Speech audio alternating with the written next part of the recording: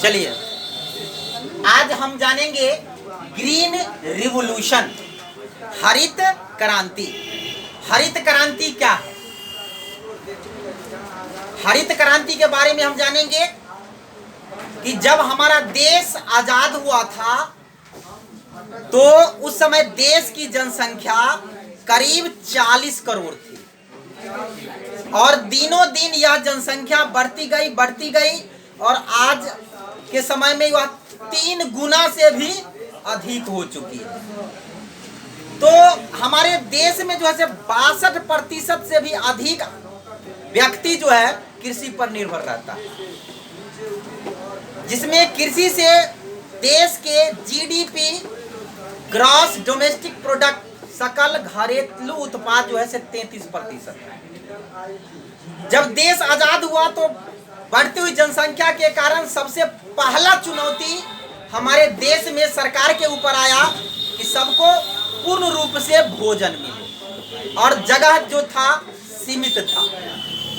तो सीमित जगह में अधिक से अधिक पैदावार करने की योजना बनाने की आवश्यकता थी, ताकि कम ही जगह में जो है अधिक से अधिक गेहूं, धान, मक्का जो भी फसल है वो अधिक से अधिक उत्पादन हो सके। तो उसके लिए जो है एक योजना बनाया गया, जिस योजना में जो है अधिक उत्पादन क्षमता वाला बीज विकसित किया गया।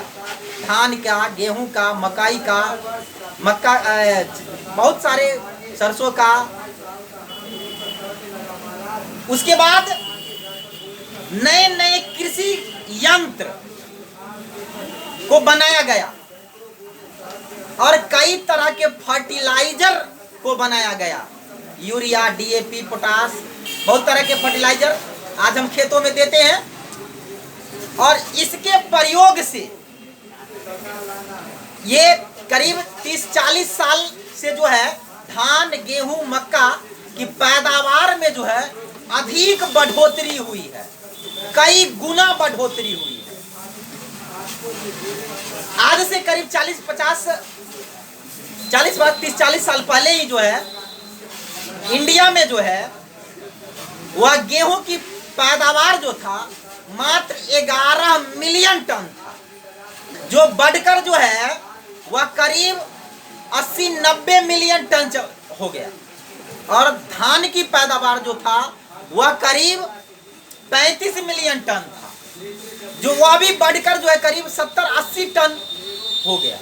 इसका मुख्य उद्देश्य जो है, इसका मुख्य श्रेय जो है उन्नत किस्म के बीज, नए नए कृषि यंत्र, नए नए उर्वरक इसको जाता है।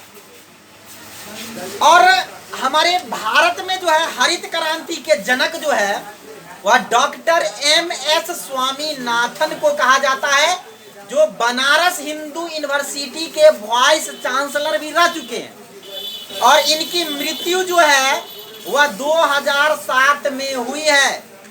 और विश्व में हरित क्रांति के जनक जो है वह डॉक्टर नॉर्मन ई बोरलॉग साहब को कहा जाता है और इनको नोबेल प्राइज से भी सम्मानित किया गया।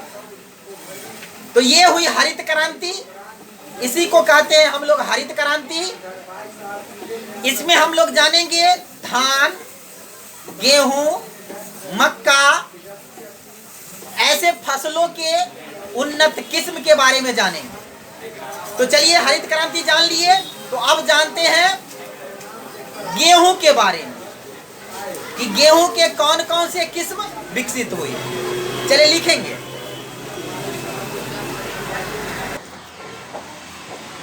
चलिए तो गेहूं के किस्म के बारे में जानेंगे हम। तो गेहूं का बोटेनिकल नेम होता है ट्रिटिकम एस्टिवम, ये गेहूं का वैज्ञानिक नाम है। और इसके कुछ उन्नत किस्म जो अधिक पैदावार करने वाला किस्म है, सबसे पहले है शरबती सोनोरा। यहाँ पर 1 नंबर में हम लिख दिए हैं। यह जो किस्म है जो जल्दी पक जाता है, ये सोनोरा 64 जो है ये गेहूं की एक ऐसी किस्म है जो जल्दी ही पक जाता है। दूसरा है लेरमा रोजो, यह जो है एक बौनी किस्म है, या गेहूं की एक बौनी किस्म है जो गेरुआ रोगों से भी प्रतिरोधी होता है। गेहूं में भी एक गेरुआ रोग होता है, उससे भी यह किस्म जो है सो प्रतिरोधी होता है। तीसरा है सोनोरा 64। यह जो है सो सोनोरा 64 एक गेहूं के ऐसे किस्म है जिसको आप देर से बुआई कीजिए और जल्दी समय से पहले ही जो है काट लीजिए। यह एक ऐसे किस्म है सोनोरा 64, और यह भी जो है बहुत ही बौनी किस्म है, बहुत ही छोटा पौधा होता है गेहूं का। इसकी पैदावार क्या होती है? अधिक होती है। अगला है कल्याण सोना। कल्याण सोना एक ऐसे किस्म है जहां पर अधिक वर्षा वाला क्षेत्र है, इसको पानी सहने की अधिक क्षमता होती है। अधिक वर्षा वाले क्षेत्र में जो है कल्याण सोना की किस्म बोई जाती है। अगला है आपका मोती HD 1949। यह एक जो है एक आधुनिक किस्म है जिसका रोटी बहुत ही मुलायम होता है। यह मोती HD 1949 एक वैज्ञानिकों ने बनाया है मुक्ता। यह भी एक बौना किस्म है और कम समय में अधिक उपज देने वाला किस्म है। और एक है सोनालिका। यह भी जो है गेहूं का एक ऐसा किस्म है जो अधिक उपज देती है और कम समय में यह जो है इसकी पैदावार हो जाती है। आप लोग ये लिख लेंगे।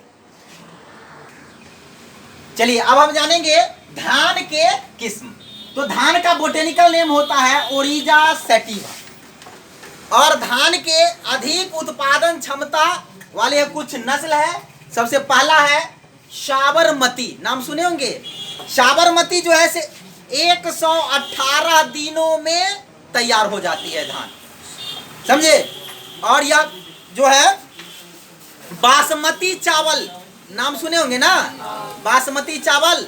वह धान के साबरमती किस्म को ही बासमती चावल कहा जाता है, जो 118 दिनों में पक करके तैयार हो जाता है। दूसरा है जया। यह जो है 118 दिन और यह 130 दिनों में पककर तैयार हो जाता है, यह जया। और एक है बाला। यह एक बौना किस्म है, बौनी किस्म है, छोटा होता है और इसमें जो है सो कम पानी और या अधिक पानी। कुछ धान कम पानी में सूख जाता है, या कुछ धान ऐसे होते हैं जो अधिक पानी में भी उसकी उपज कम जाता है, तो उसको भी सहने की क्षमता होती है। उसके बाद है कृष्णा। यह जो है कृष्णा एक धान है जिसमें लाइसिन की मात्रा अधिक होती है। लाइसिन एक प्रकार का एमिनो एसिड होता है, आवश्यक एमिनो एसिड और अनावश्यक एमिनो एसिड हम बताए थे। तो यह वह इसमें लाइसिन की मात्रा अधिक होती है। और IR8 धान का एक नया किस्म है, या एक विदेशी किस्म है लाया गया। और एक है थाईचुंग नेटिव। ऐसे चावल में विटामिन B होते हैं, इसमें विटामिन A को भी जो है समाहित किया गया है थाईचुंग नेटिव में। धान की एक ऐसी विदेशी किस्म है। तो ये अधिक उपज देने वाली धान की किस्म, ये आप लोग लिख सकते हैं। देखिए अब जानना है हमें मक्का के किस्म। अब तक धान और गेहूं के जितने भी किस्म विकसित किया गया है उसमें सबसे अधिक मक्के की किस्म को विकसित किया गया है। और मक्के का बोटेनिकल नेम होता है जिया मेज, यहां पर लिखा हुआ है, लिख सकते हैं। इसके बाद इसके किस्म है गंगा, जवाहर, सोना, अंबर, हाई स्टार, विक्रम, किसान, शक्ति, रतन, विजय, MH 123। ये सब मक्का के ऐसे किस्म है जो अधिक उपज देती है। और मक्का जो है लगभग चारों मौसम में उगाया जा सकता है। वर्षा में भी उगाया जा सकता है, गर्मी में भी उगाया जा सकता है, ठंड में भी उगाया जा सकता है। यानी सालों भर जो है हम मक्का की खेती कर सकते हैं।